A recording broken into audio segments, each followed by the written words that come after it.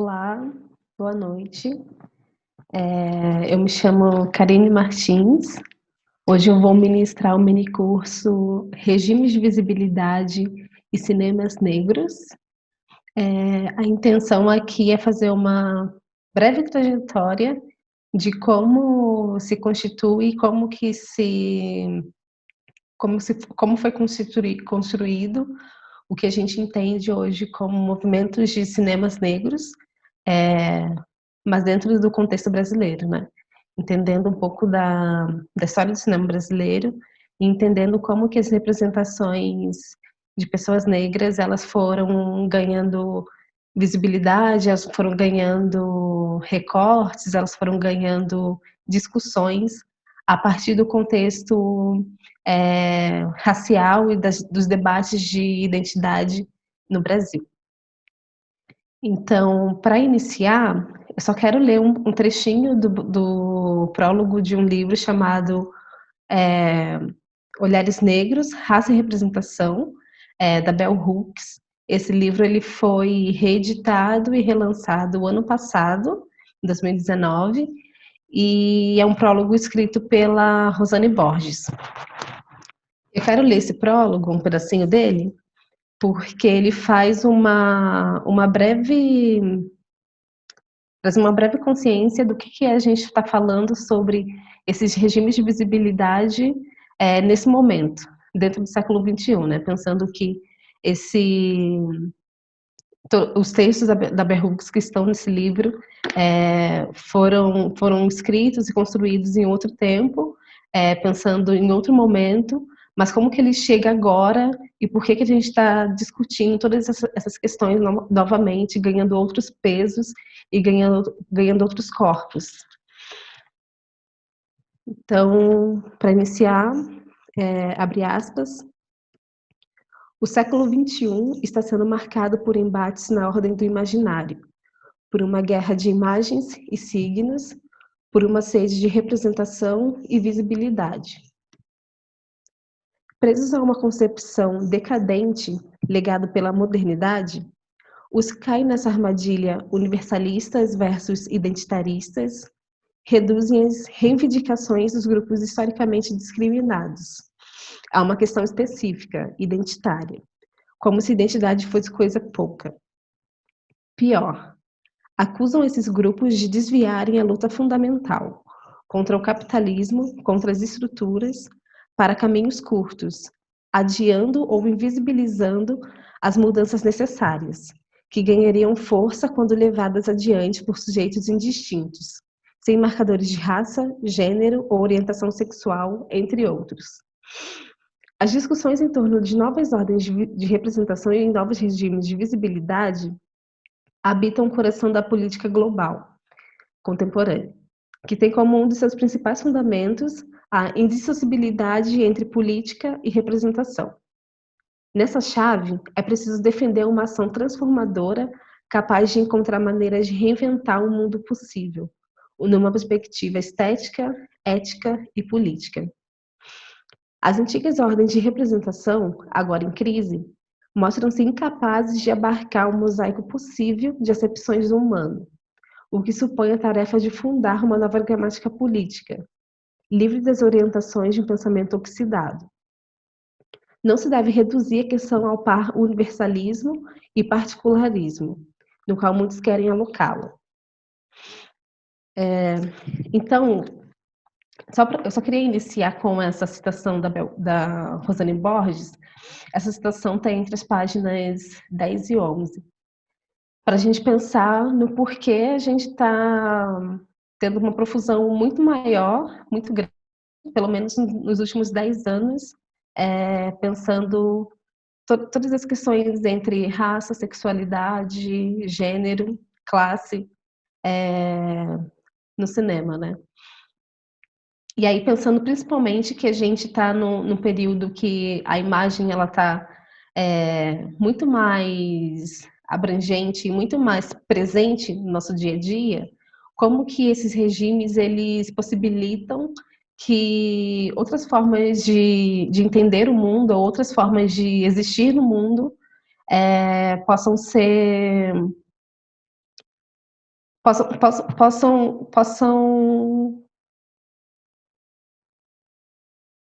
possam existir, na verdade, né? Possam fazer parte da história mundial ou da história é, planetária de alguma forma, mas como que essas histórias elas fazem, essas narrativas elas podem contribuir para a gente entender essas novas ideias de humanos, né? Entendendo que a gente não está falando de uma pessoa só, a gente não está falando de uma cor só, a gente não está falando de uma forma generalizada. Então, na verdade, todos esses estudos pensando essas ordens, esses regimes de visibilidade, eles surgem no momento em que se está pensando numa ideia crucial de que ver é poder. Então, a partir dos anos 50, existe uma proliferação dos estudos culturais, pensando principalmente processos de construção de identidade, com Stuart Hall, e como que a mídia e como que esses processos visuais, como que a imagem, ela contribui para esse momento, como que ela faz parte desse momento da gente se entender enquanto parte de um grupo social ou até mesmo como parte de um ser.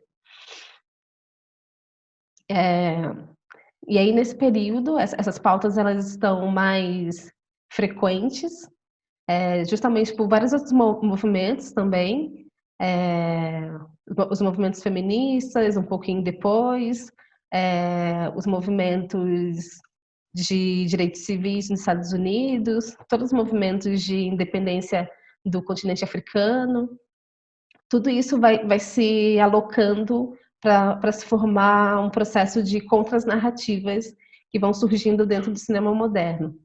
Então, como a ideia aqui é chegar no cinema brasileiro, e como que a gente entende hoje, por que a gente está entendendo hoje numa pluralidade o cinema negro, como cinemas negros, a ideia é não a fazer apenas uma introdução desses movimentos para a gente entender que tudo isso surge de algo muito maior, de umas discussões maiores, né?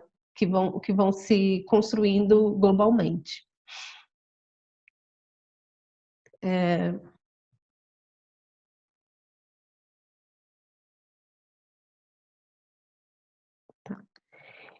Então, quando a gente pensa nesse período de direitos civis nos Estados Unidos, a gente está pensando também no momento dos movimentos dos Panteras Negras, a gente está pensando nos movimentos Black Power, a gente está pensando no movimento Black is Beautiful, que é um movimento, que são movimentos que fazem parte desse entendimento de que a imagem, de que a construção da imagem, de que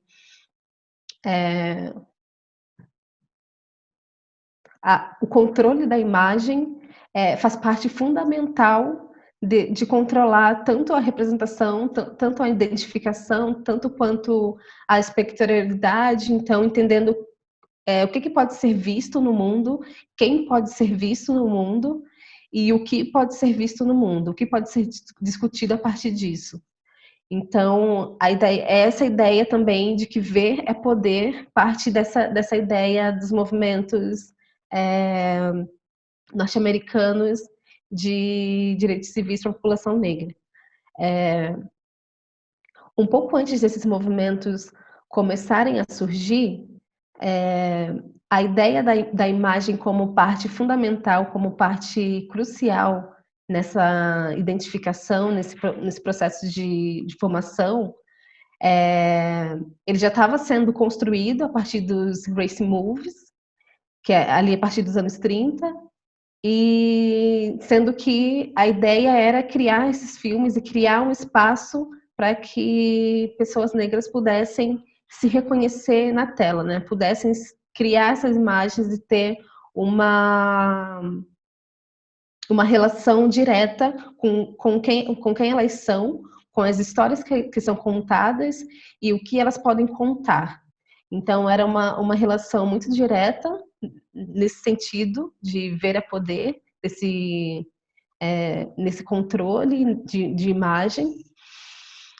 E aí os race movies fazem parte desse primeiro momento.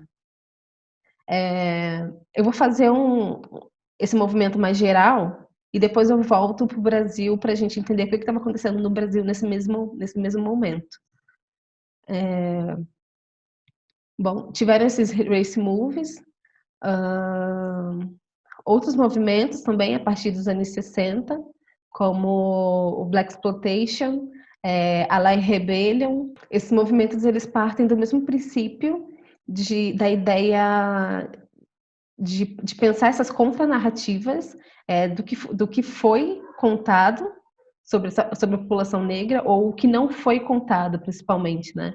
Mas parte muito, principalmente o LA Rebellion, dessa ideia anticolonial que já estava acontecendo desses movimentos de independência do cinema africano. Muito nessa ideia de que a câmera ela acaba sendo uma arma, a imagem ela é uma arma. Então, nesse mesmo período que estava acontecendo esse movimento anticolonial nas colônias africanas,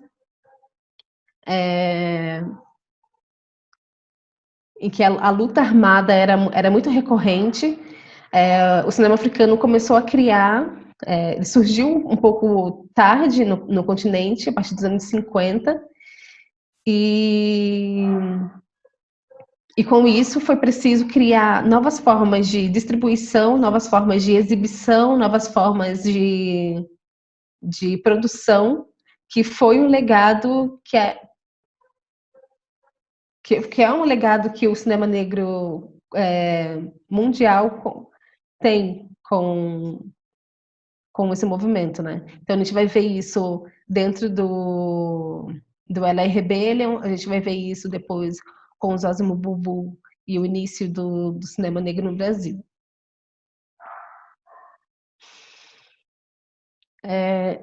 Então, nesse período também, com todos esses movimentos acontecendo, aqui no Brasil começava um debate sobre democracia racial. Na verdade, esse debate começou a partir dos anos 30, a partir de 33, com Casagrande Senzala, do Gilberto Freire, em que ele diz, na verdade, nesse livro, ele postula uma ideia de que não existe brancos e negros no Brasil vivem de uma forma harmoniosa. Então, não existem de uma forma não existem disputas raciais, porque a construção do mestiço também faz parte dessa construção amigável da construção da identidade brasileira. E aí, com isso, as imagens, o processo de tanto televisivo quanto cinematográfico entra nessa ideia da democracia racial e tem como Grande Otelo a sua grande figura, o seu grande exemplo da propagação dessa ideia, né? Então a gente tem essa figura do Grande Otelo nas chanchadas. Um pouquinho antes, a partir de 30, a gente vai ter outros tipos vai ter mais uma ausência do que uma presença, e aí a presença é a partir dos anos 50, nessa ideia de atender essas discussões que estavam surgindo, principalmente nos Estados Unidos, mas de uma forma também de condensar essas ideias para que elas não cheguem da maneira como estavam chegando lá.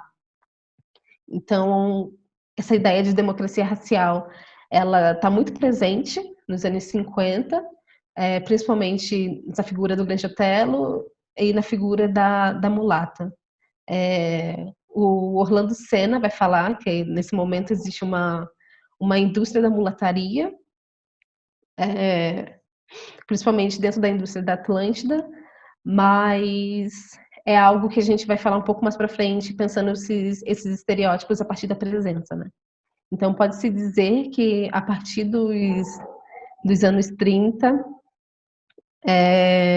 se houve mais uma ausência do que uma presença dessas representações de pessoas negras no audiovisual brasileiro.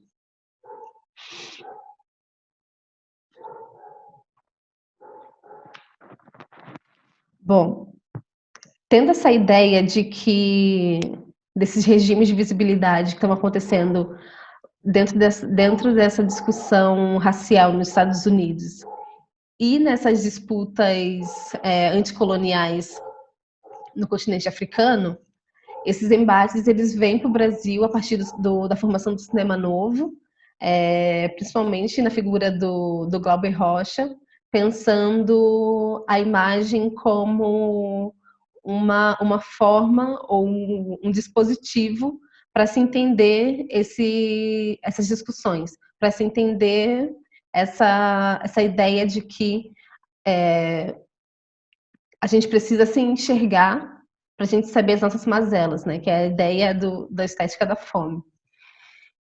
E então, no Brasil, a partir dos anos 60, no cinema novo, a gente começa a ter uma profusão de discussões raciais dentro do cinema, de uma maneira crítica, né? Antes disso, ela não existia porque estava muito pautada nessa ideia da democracia racial, de que não existiam esses embates aqui. Então, pensando, na verdade, pensando essas imagens criticamente, a gente entende que o cinema novo ele surge a partir dos anos a partir de 55 com o filme Rio 40 Graus do Nelson Pereira dos Santos. Esse filme é o primeiro filme que se tem personagens protagonistas negros, que são as 5 crianças que partem para 5 pontos turísticos do Rio de Janeiro, a fim de conseguir um dinheiro para comprar uma bola de futebol e comprar remédios para a mãe. E é essa imagem que se tem a partir do cinema novo, não só na população negra, mas pensando na população periférica, pensando o povo de uma maneira geral, o povo brasileiro, pensando nessa identidade nacional, autêntica, que estava sendo construída, ou que estava sendo num indício muito, muito grande a partir das imagens do cinema novo. Então, bom, a gente sabe que Rio 40 Graus foi um filme muito difícil de ser exibido, e uma das discussões é que um dos motivos é esse. É a primeira vez que se tem protagonistas negros, 5 crianças faveladas, 5 crianças negras, dentro desses cartões postais do Rio de Janeiro. Então, era uma imagem que não... que a elite brasileira, né, que era uma imagem não condizente com a elite brasileira, e uma imagem não condizente com tudo que foi criado a partir dessa construção de identidade no cinema brasileiro. Mesmo o cinema novo sendo um movimento que começam a surgir essas ideias criticamente, o Davi Neves, que é um crítico e cineasta, ele vai escrever uma tese intitulada Assuntos e Autores Negros no Brasil, em que ele diz que existe uma proeminência muito grande de assunto negro dentro do cinema novo. Então isso condiz com uma postura antirracista do movimento, mas não é um movimento com autores negros. Então a gente não consegue entender, não consegue entender o cinema novo como um início de cinema negro, porque não se tem autores negros no movimento. E com isso ele vai falar 5 filmes que fazem parte dessa exemplificação de assuntos negros, que seriam Barra Vento, do Glauber Rocha, de 62, Ganga Zumba, do Cacá Diegues, de 64, Aruanda, do Lindo Arte Noronha, de 1960, Esse Mundo é Meu, do Sérgio Ricardo, de 64, e Integração Racial, do Paulo César Saraceni, de 64 também. A gente vai entender mais para frente que esses filmes, na verdade, mesmo sendo filmes considerados antirracistas, são filmes que contribuíram para uma imagem estereotipada de pessoas negras. Nesse movimento, como uma das ideias principais era criar essa nova imagem, uma imagem autêntica nacional, é muito comum entender que a imagem da população negra começa a ser positivada a partir disso. Mas depois a gente vai entender que, na verdade, contribuiu para novos surgimentos de estereótipos. A gente vai entender isso mais para frente depois.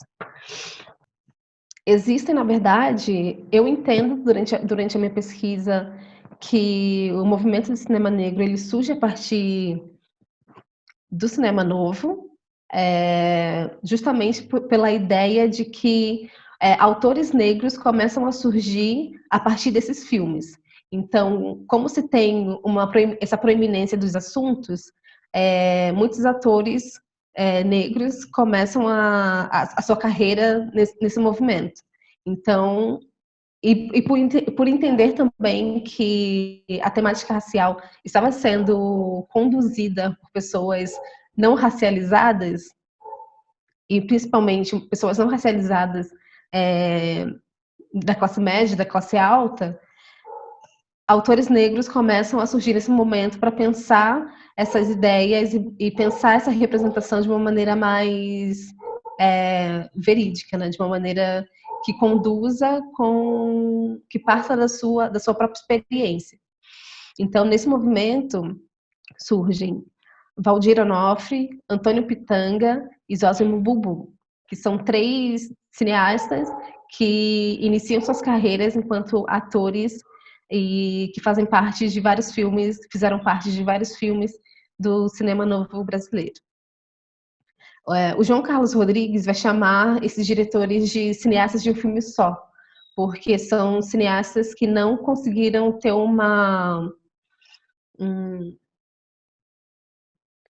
que não conseguiram alavancar a carreira de alguma forma enquanto diretores, por mais que os filmes fossem produzidos por pessoas ligadas ao cinema novo, né? Então, tiveram grandes dificuldades de, por exemplo, fazer um longa-metragem. Então, o que a gente vai entender a partir desses 3 são curtas-metragens, principalmente do Valdir Onofre e do Antônio Pitanga, que são diretores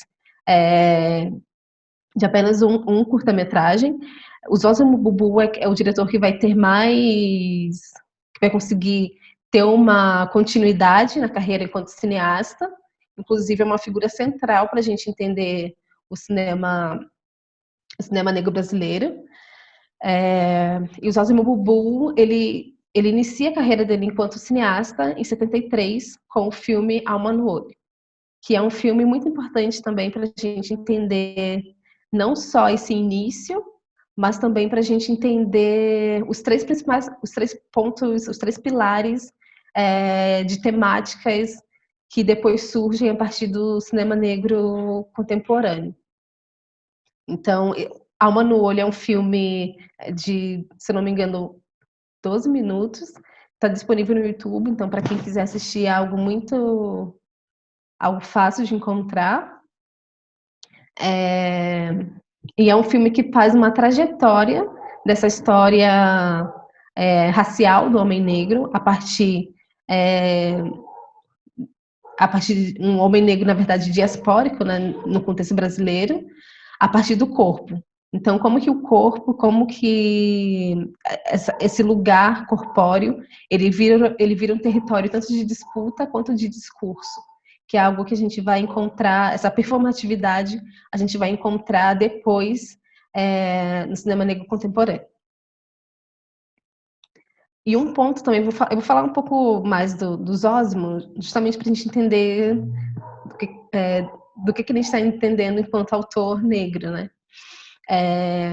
O Zósimo Bubu, com essa ideia de se pensar essas experiências, não só dele, mas pensando quem é negro, como que ele é visto no Brasil, como que ele é visto fora do Brasil, ele começa a fazer esses diálogos com os cineastas africanos.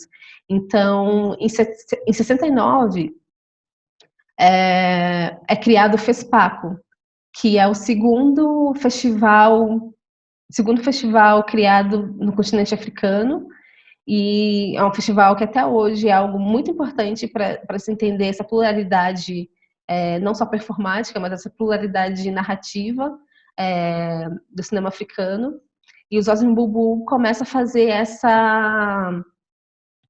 esse diálogo para entender como que é ser negro lá, o que é ser negro aqui, o que atravessa os nossos corpos enquanto corpos negros diaspóricos, e como que isso atravessa as narrativas, como que isso se dá imageticamente, como que isso se dá dentro do meio cinematográfico, né? Como que essas experiências, elas passam por um lugar de autoria, e como que essas experiências, elas chegam no lugar autoral.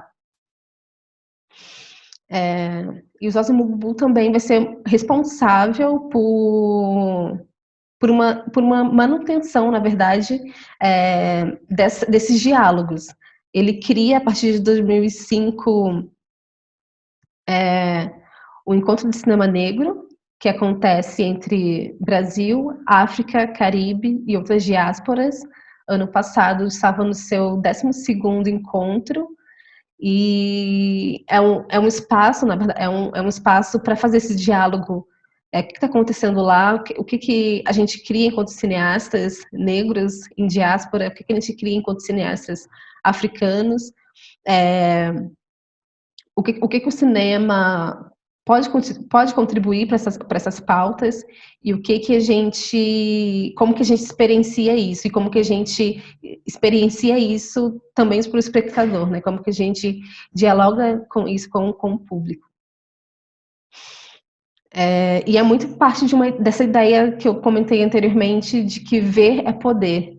Então, essas ideias de pautas identitárias, elas precisam passar pelo cinema, ela precisa passar pela imagem, porque é esse diálogo que a gente tem com o que está sendo construído.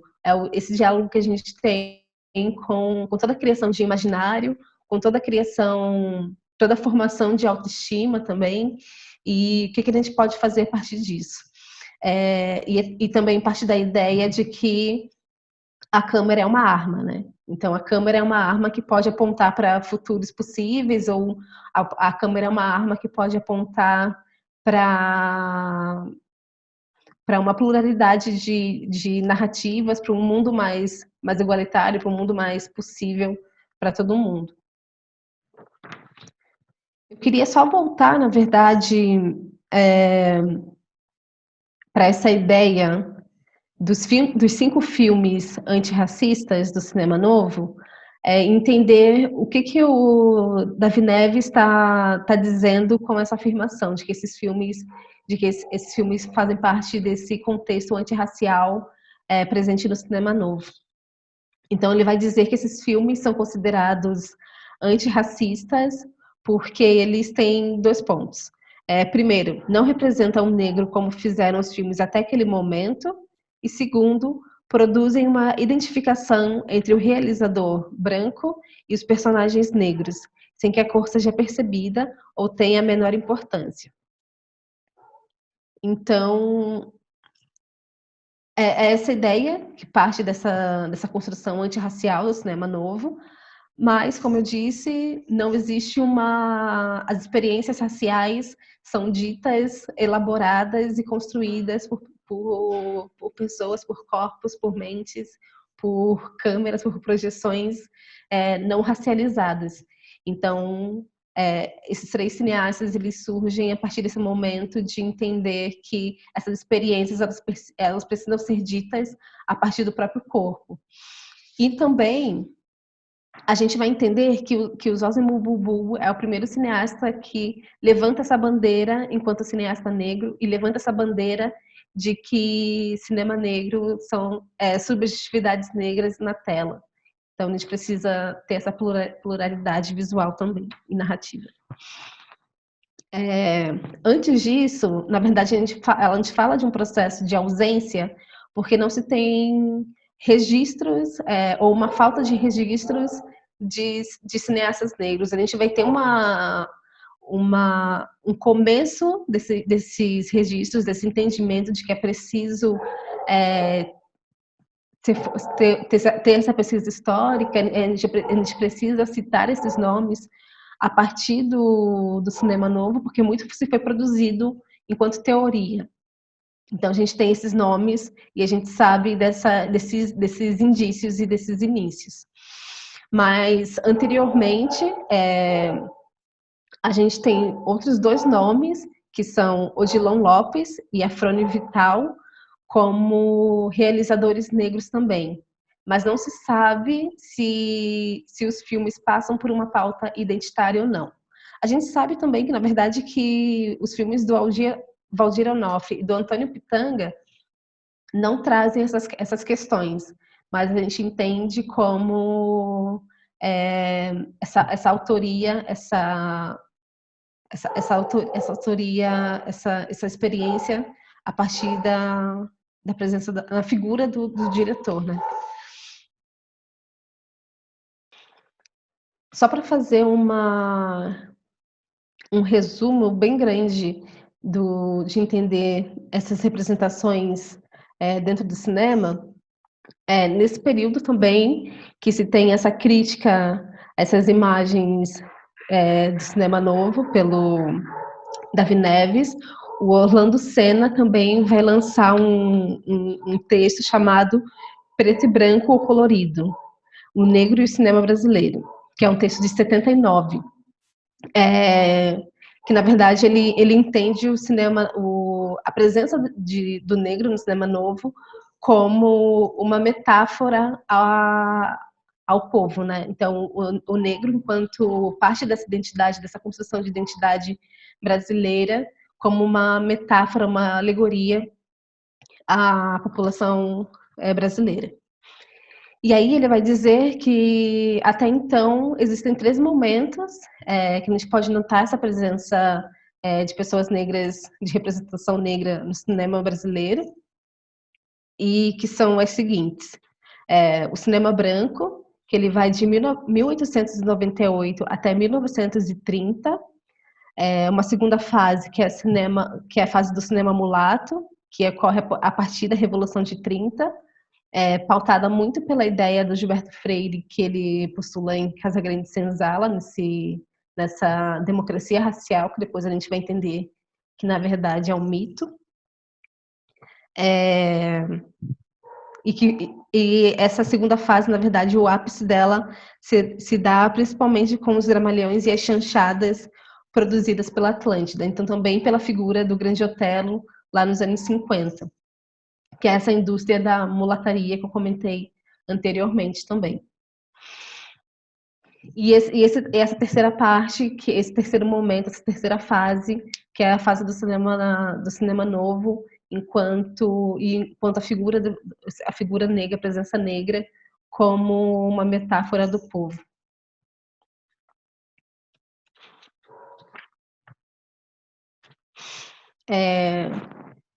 Essas discussões também, na verdade, partem de uma ideia que tem surgido globalmente para pensar essas discussões de imagem, para pensar essas imagens criticamente, e vai ter uma figura central nisso também, que não é brasileira, que é o Robert Stan, para pensar representação, para pensar regimes de visibilidade. Então ele vai lançar 2 livros, um que se chama Crítica à Imagem Eurocêntrica e o outro que se chama Multiculturalismo Tropical, uma história comparativa da raça na cultura e no cinema brasileiro. Então, são 2 livros que vão traçar também essa ideia de pensar essa identidade dentro do contexto brasileiro, pensando o que significa, o que significou todos esses estereótipos, todas essas ausências, e a partir de que momento elas estavam sendo construídas. E não só da população negra, mas da população indígena também, que Robert Stan faz. Então, para quem quiser entender de uma forma mais aprofundada, tem a indicação desses 2 livros. E autor negro, autor brasileiro que faz também essa trajetória é o João Carlos Rodrigues, que é quem postula que Valdir Onofre, Antônio Pitanga e José Mubu são diretores de um filme só. Ele publica em 88 um livro chamado O Negro Brasileiro e o Cinema, entendendo como que a presença desse corpo negro ele vai sendo construída no cinema a partir desses estereótipos, a partir desses arquétipos e a partir dessas ausências também. E ele vai entender 13 arquétipos, entendendo essa construção durante todo esse período. Esse livro é um livro que foi reeditado e relançado em 2011, que foi acrescentado mais um capítulo para entender que esses estereótipos e essas ausências, elas começam a ser modificadas a partir do momento que cineastas negros começam a produzir seus filmes. Então, ele cita como 2 exemplos o Jefferson D e o Joelzito Araújo, como 2 personalidades, 2 cineastas que estão surgindo nesse momento, nessa nova pauta, nesse novo momento para entender cinema negro brasileiro. E aí eu vou indicar, na verdade, 2 filmes, um de cada diretor, para a gente entender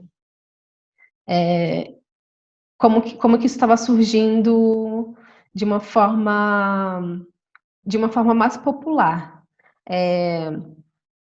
O Joelzito Araújo com o filme Filhas do Vento, que é um filme de 2004, e o Jefferson D com o filme Brother. Esses 2 filmes são longas-metragens e foram distribuídos comercialmente, então são filmes bem importantes para a gente entender esse diálogo dessas novas imagens, dessas novas produções de imagens, mas a partir de um público televisivo. Isso vai ficar bem nítido no Filhas do Vento, mas a gente vai entender isso também entendendo um pouco do processo do Joelzito de entender essas representações a partir das imagens das telenovelas. Mas são 2 filmes bem importantes para entender esse diálogo com o público televisivo. Não só televisivo, mas entender também uma construção do núcleo familiar, que até então era totalmente negado, totalmente ausente da construção desses personagens. A gente vai ver que eles surgem sem nomes, sem família e sem componentes. E esse novo entendimento, essa nova construção a partir desses 2 diretores e desses 2 filmes, de entender esse núcleo familiar, entender uma base fortificada das famílias negras e das famílias que assistem TV, das famílias que são majoritariamente público dessas imagens, espectadores dessas imagens.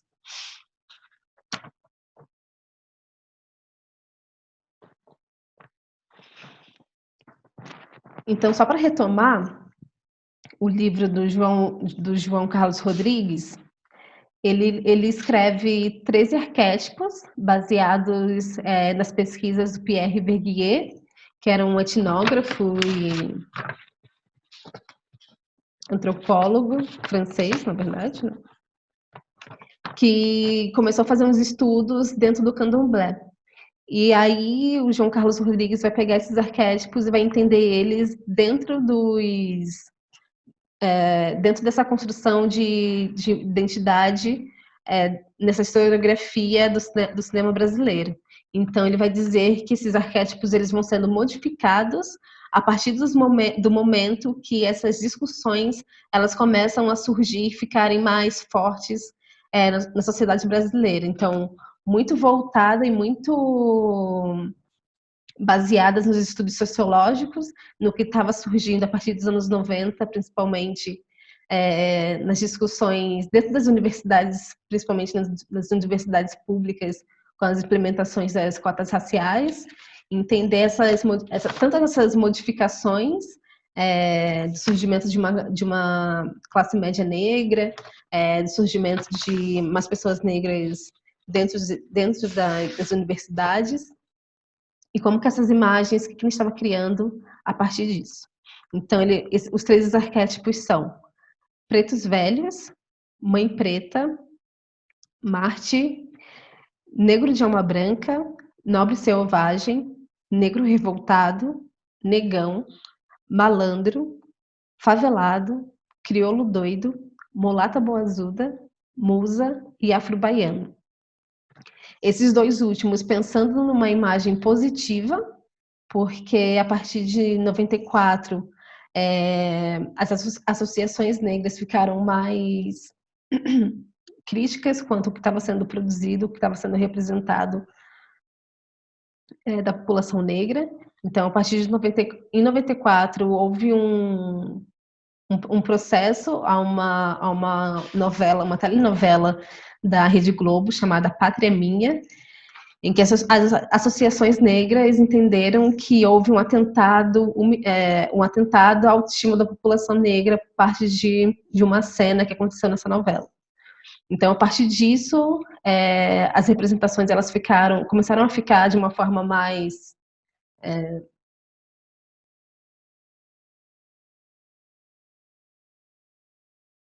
atentas ao que estava sendo produzido, e a inclusão desses dois arquétipos, desses dois estereótipos, fazem parte desse processo, que seriam a musa e o afro-baiano. Que vai ser bem recorrente nas telenovelas a partir dos anos 90, né? A partir de 96, principalmente. Então, eu tinha comentado sobre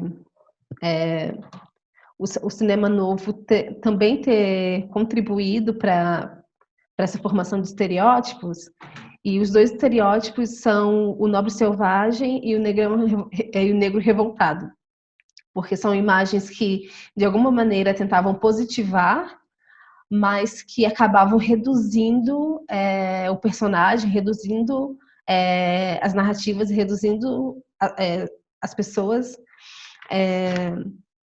a características muito arquetípicas.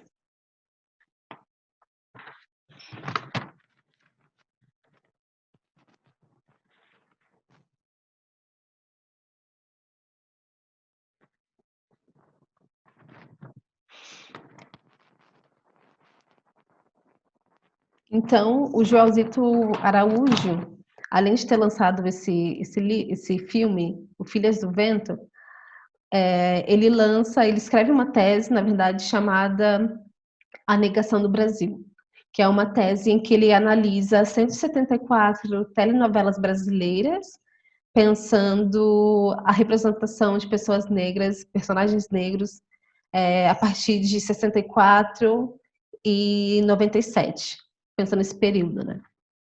Então, entendendo como que a presença de atrizes e atores negros estavam muito calcadas dentro desses estereótipos ou dentro dessas ausências. Ou eles não existiam, ou eles estavam presentes dentro dessas três características que eu comentei. Inclusive, também é uma outra dica para quem quiser assistir. Esse filme também é um documentário, um longa-metragem que está disponível facilmente no YouTube.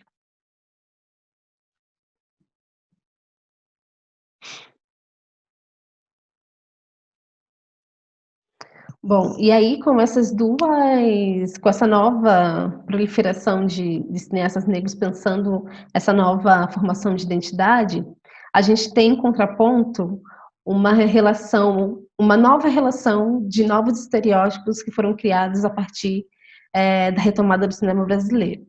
Então a gente vai ver no segundo ciclo, que foi o ciclo conhecido como o ciclo da favela, que esses personagens, eles começam a surgir a partir de então, segurando armas, principalmente, dentro de um contexto de violência, dentro de um contexto animalizado. Então, a gente tem um combate das imagens ausentes e das imagens que, de alguma forma, não trazem a nossa presença de uma forma polida. E a gente vai ver, a partir desse segundo momento da retomada do cinema brasileiro, essa imagem, essa presença de uma forma ativa, mas de uma forma completamente negativa e completamente cruel para se entender essa violência. Então, a gente vai ter o Cidade de Deus como um grande exemplo disso, um grande exemplo também de como que com essas imagens, todas essas discussões que estavam acontecendo, né? E o que estava sendo construído até então, construído e reconstruído, como que ele foi fortificado, né? E foi formalizado a partir da imagem não só desse negro revoltado, mas dentro dessa imagem do favelado, do violento, da criança com a arma na mão. Essa é uma imagem totalmente cruel, uma imagem muito problemática, e a gente vai entender um surgimento de um cinema negro contemporâneo também, combatendo essas imagens.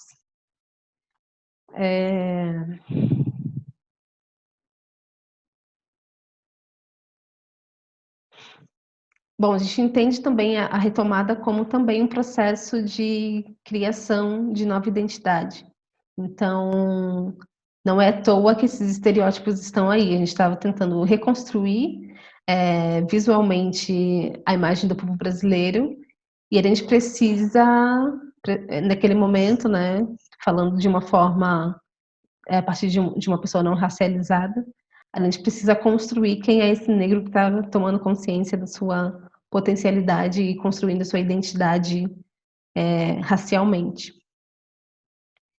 E aí, só para ter um contraponto com Cidade de Deus, porque a ideia não é falar a partir dele, mas pensando um ciclo de violência no cinema negro, eu quero contrapor o Cidade de Deus com Chico, dos Irmãos Carvalho, que é um filme, um curta-metragem de 2016, e é um filme que traz muito esse embate do que foi criado dessas imagens, a partir do Cidade de Deus, do que foi criado sobre essas crianças negras, do que foi criado sobre essa juventude negra a partir dessas imagens da Cidade de Deus.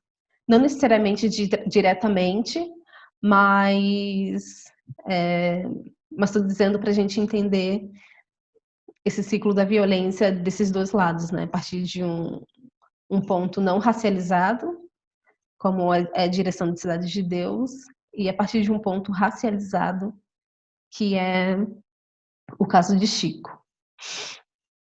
E também, a partir de 2000, surgem dois movimentos que foram lançados em 2001, na verdade, não movimentos, mas manifestos, para entender e combater essas imagens que estavam sendo produzidas, combater essas imagens que ainda estavam sendo distribuídas a partir desse ciclo da violência.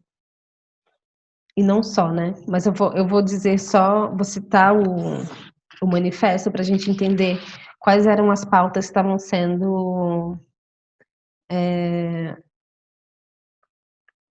questionadas a partir disso.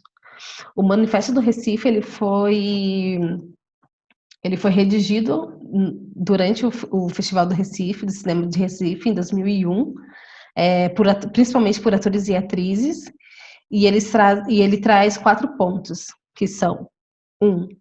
O fim da segregação a que são submetidos os atores, atrizes, apresentadores e jornalistas negros nas produtoras, agências de publicidade e emissoras de televisão. 2. A criação de um fundo para o incentivo de uma produção audiovisual multirracial no Brasil. 3. A ampliação do mercado de trabalho para atores, atrizes, técnicos, produtores, diretores e roteiristas afrodescendentes.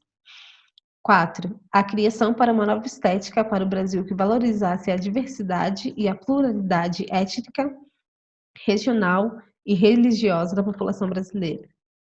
Esses foram os 4 pontos que foram manifestados nesse manifesto. Foram manifestados durante o Festival de Cinema de Recife. E era muito voltado principalmente para a publicidade, né? Não necessariamente para o cinema, mas pensando numa imagem geral, mas voltada para a publicidade.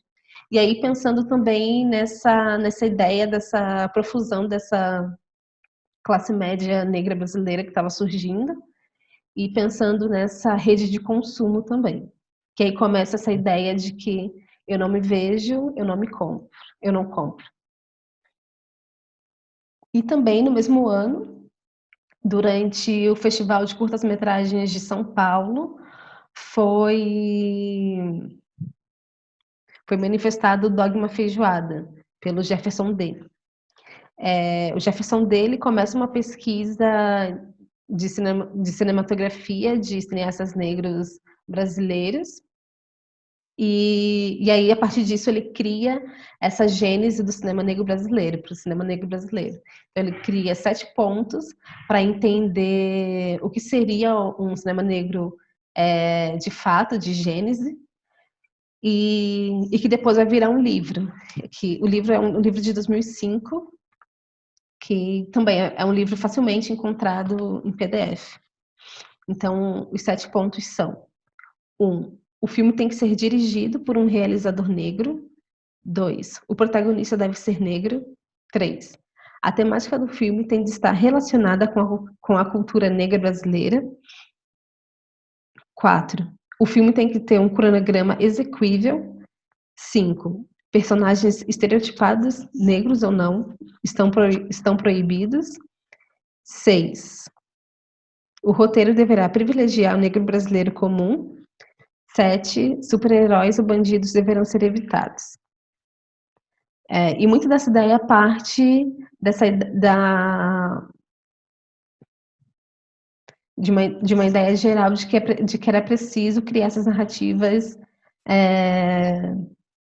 já que a gente está falando de quase metade da população brasileira, né? Então a gente precisa que essas histórias, que esses afetos, que esses amores, que essas violências, elas precisam ser ditas, mas de uma maneira para criar essas imagens para a população negra, não necessariamente de uma maneira didática, para se criar uma problemática, mas de criar essas imagens para pessoas negras.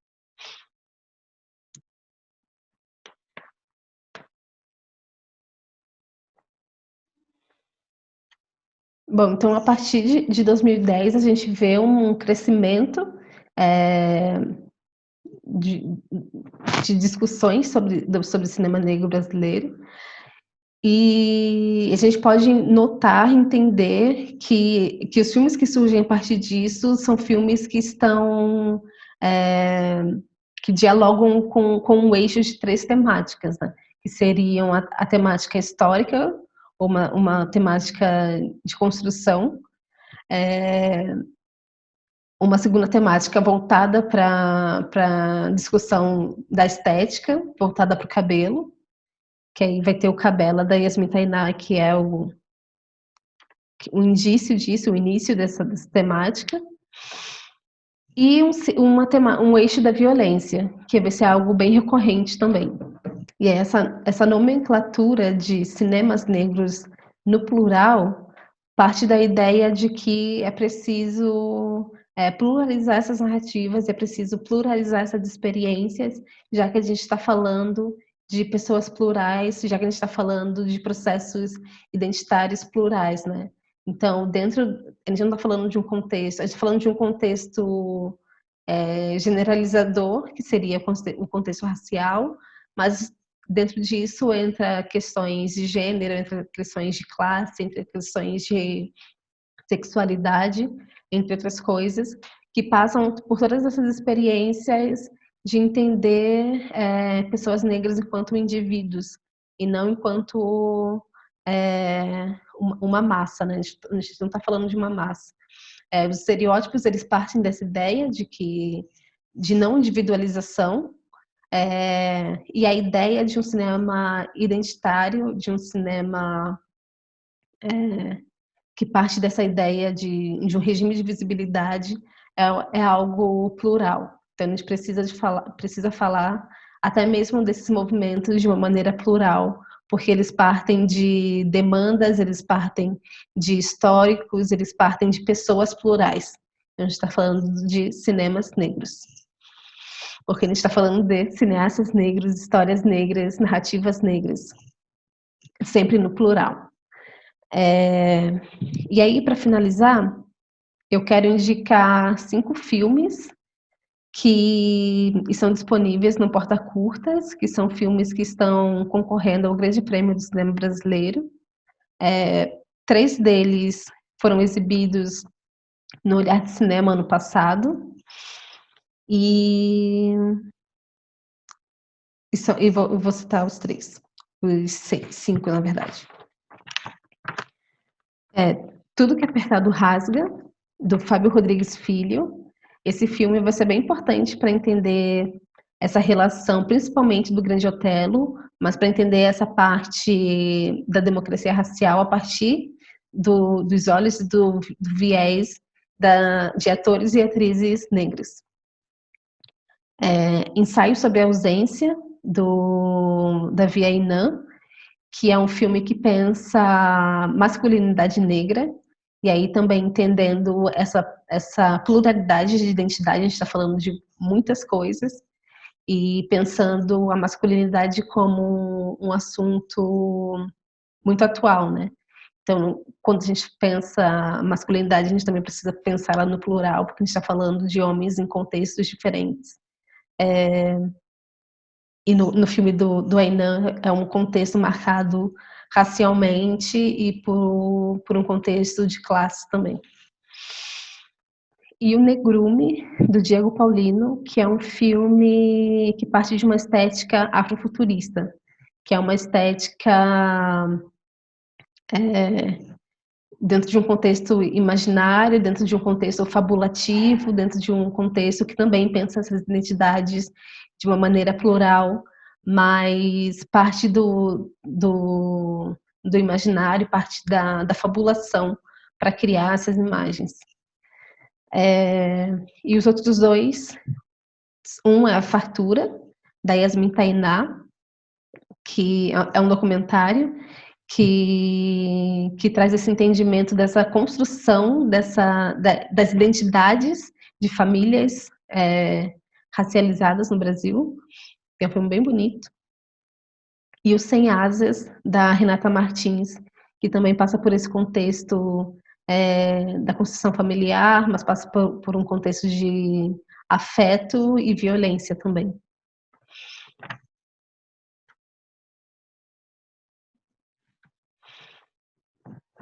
E é isso, a ideia geral era fazer uma breve trajetória para a gente entender que a gente falar sobre cinema negro, falar sobre cinema identitário, falar de um contexto muito maior e de algo muito que está em constante formação.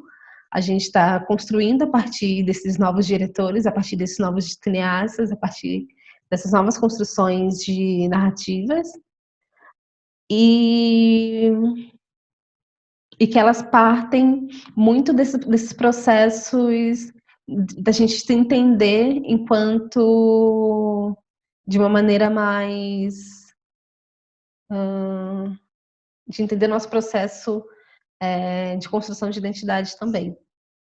Então, as pautas que o cinema negro traz são pautas que são vistas, discutidas e revistas durante esse período, durante esse momento, nas pautas raciais, nas discussões raciais no Brasil, e toda essa ausência, essa estereotipação faz parte desse processo de não entender ou de não questionar ou de não criticar a nossa formação racial, a nossa formação multirracial. Se a gente for pegar todos os movimentos de uma forma fragmentada, a gente vai entender demandas maiores, a gente vai entender demandas outras, a gente vai entender outros processos. Então, eu não quis entrar neles detalhadamente para não ficar algo muito solto, mas entender esses movimentos também faz parte de entender essa pluralidade de falar cinemas negros e não cinema negro no singular. E é isso.